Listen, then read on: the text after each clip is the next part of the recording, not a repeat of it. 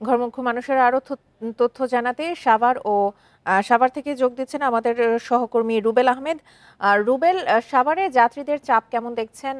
মহাসড়কে কোনো যানজটের সৃষ্টি হয়েছে কিনা? বান্ডেল থাকলে প্রতি সেনমানিতে টাকা বাঁচবে। বিকাশ সেনমানি বান্ডেল কিনে জিতুন প্রতি লেনদেনে।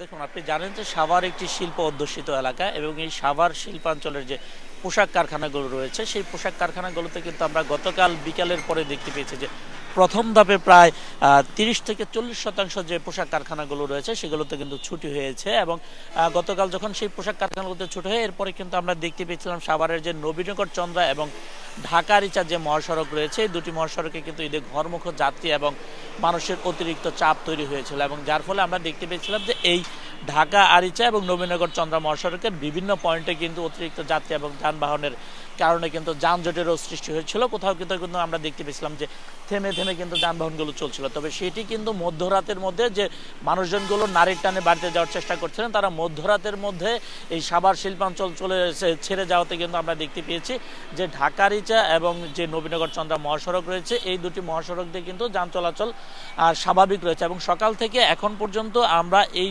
ঢাকা রিচা এবং নবীনগর চন্দ্রা যে দুটি মহাসড়ক রয়েছে এই দুটি মহাসড়কে কিন্তু আমরা কোনো ধরনের যানজটের খবর পাইনি। তবে বিভিন্ন বাস স্ট্যান্ডে কিন্তু সকাল থেকে আমরা এখন পর্যন্ত অতিরিক্ত যাত্রী এবং যানবাহনের কিছু চাপ লক্ষ্য করেছি। আমরা পুলিশের সাথে কথা বলেছি, পুলিশ আমাদেরকে যেটি বলেছেন গতকালকে সাভার শিল্পাঞ্চলের 30 থেকে 40% পোশাক কারখানাতে ঈদের ছুটি শুরু হলো। আজকে দুপুরের মধ্যে কিন্তু এই সাভার এবং আশুলিয়া শিল্পাঞ্চলের যে পোশাক কারখানাগুলো রয়েছে সেখানে কিন্তু শতভাগ ঈদের ছুটি শুরু হবে, যার কারণে পুলিশ এবং পরিবহন সংশ্লিষ্ট যারা রয়েছেন তারা মনে করছেন দুপুরের পর থেকে সাভারের যে সড়ক মহাসড়কগুলো রয়েছে সেখানে কিন্তু অতিরিক্ত যাত্রী এবং যানবাহনের চাপ তৈরি হবে। এবং এই নবীনগর চন্দ্রা মহাসড়ক ব্যবহার করে কিন্তু উত্তরবঙ্গের উদ্দেশ্যে মানুষজন ছেড়ে দেয়। সেক্ষেত্রে গাজীপুরের চন্দ্রা ত্রিমুর এলাকাতে যখন অতিরিক্ত যাত্রী এবং যানবাহনের চাপ তৈরি হয় তখন কিন্তু সেই চন্দ্রা মোড়ের অতিরিক্ত চাপের কারণে আমরা দেখতে পাই নবীনগর চন্দ্রা মহাসড়কে কয়েক কিলোমিটার অংশ জুড়ে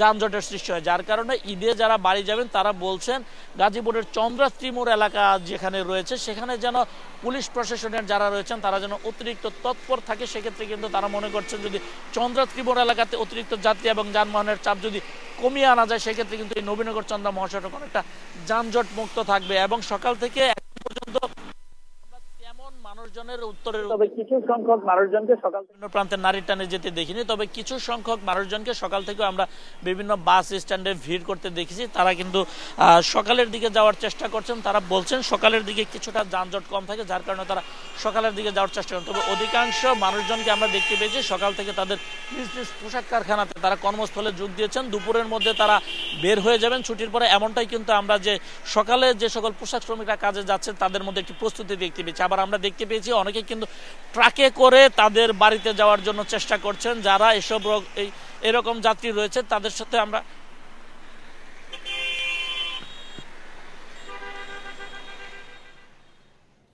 সাভার থেকে সবশেষ তথ্য নিয়ে জানাচ্ছিলেন আমাদের সহকর্মী রুবেল আহমেদ। এবার ট্রেনের খবর জানাতে আমরা যাচ্ছি কমলাপুর রেল স্টেশনে। সেখানে আছেন আমাদের সহকর্মী রিফাত আলম।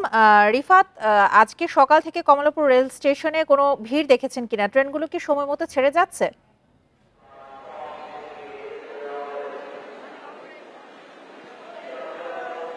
আর একদিন পরেই ঈদুল আজহা, আর ঈদুল আজহাকে কেন্দ্র করে কিন্তু প্রতি বছরের মতো কিন্তু প্রতি ঈদের মতোই কিন্তু এই ঈদেও ট্রেনের যে যাত্রী সেই যাত্রীর কিন্তু একটা চাপ কিন্তু রয়েছে। সেই চাপের কারণে কিন্তু আসলে আপনি জানেন যে অনলাইনে এই 23 মে থেকে কিন্তু এই টিকিটগুলো বিক্রি শুরু হয়েছে এবং আজকে পর্যন্ত অর্থাৎ আগামীকালকের যে টিকিট সেই টিকিটগুলোও কিন্তু অনলাইনে বিক্রি হয়েছে। অর্থাৎ শতভাগ ট্রেনের টিকিটই কিন্তু ট্রেনে অনলাইনে বিক্রি হয়েছে। সেটা 25% টিকিট স্ট্যান্ডিং হিসেবে রাখা হয়েছে যেগুলো এখান থেকে নেওয়া যেতে পারে।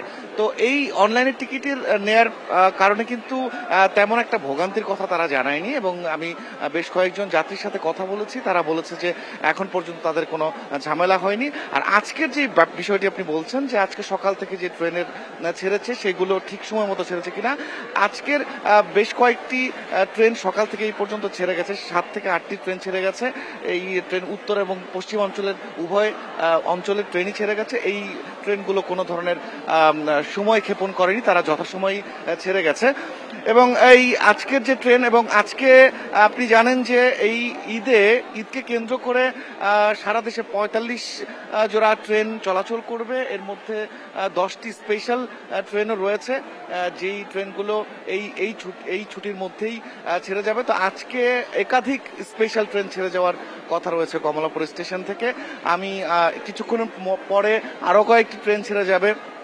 কিশোরগঞ্জের সিন্দুর প্রভাতী, তিস্তা এক্সপ্রেস এবং মহানগর প্রভাতী চট্টগ্রামের দিকে যাবে। সুন্দরবন এক্সপ্রেস খুলনার উদ্দেশ্যে রওনা হবে। মহুয়া কমিউটার ট্রেনও রয়েছে কিছু কাছাকাছি জেলার জন্য, এবং বুড়িমারি এক্সপ্রেস লালমনিরহাটের জন্য 8:30 ছেড়ে যাবে। কর্ণফুলী কমিউটার এই ট্রেনটিও যাবে 8:45 দিকে ছেড়ে যাবে। তো যাত্রীর যে চাপ, এই যাত্রীর চাপ কিন্তু সর্বোচ্চ চাপ কিন্তু আজকে লক্ষ্য করা গেছে, এবং স্টেশন থেকে খবর নেওয়া গেছে যে অর্থাৎ আজকের দিনের সবচেয়ে বেশি ট্রেনের টিকিট বিক্রি হয়েছে। এবং সে কারণে কিন্তু কমলাপুর রেল স্টেশন সম্পূর্ণ চারদিকে টুইটুম্বুর হয়ে আছে যাত্রীতে, সকলের কাঁধে ব্যাগ, এবং পরিবার সহকারে তারা কিন্তু ঈদের আনন্দ ভাগাভাগি করতে বাড়ি ছোটার জন্য সবাই অস্থির হয়ে আছেন। এখনো সকাল রাস্তা থেকেই কিন্তু আসলে প্রচন্ড ভিড় লক্ষ্য করা গেছে, এবং প্রতিটা প্ল্যাটফর্মে কিন্তু আপনি ক্যামেরা দেখতে পাচ্ছেন যে প্রচন্ড ভিড় রয়েছে। এছাড়া যদি আইন শৃঙ্খলা রক্ষাকারী বাহিনীর ব্যাপারটা একটু জানিয়ে রাখি আপনাকে, রেল স্টেশনের চারপাশেই আইন শৃঙ্খলা বাহিনীর তৎপর রয়েছে। তাদের কাছে যে কোনো অভিযোগ যাত্রীরা দিতে পারছেন, এবং সেটা তারা সমাধান করার চেষ্টা করছেন। কালোবাজারির ব্যাপারেও কথা হয়েছে, এখন পর্যন্ত কোনো টিকিট কালোবাজারের কোনো তথ্য পাওয়া যায়নি। আইন শৃঙ্খলা বাহিনী এই ব্যাপারে তৎপর রয়েছে। পরবর্তী সংবাদে ট্রেনের যাত্রীদের সবশেষ তথ্য আপনাকে জানাতে পারবো। কমলাপুর রেলওয়ে স্টেশন থেকে ঘরমুখ মানুষের সবশেষ তথ্য নিয়ে জানাচ্ছিলেন আমাদের সহকর্মী রিফাত আলম।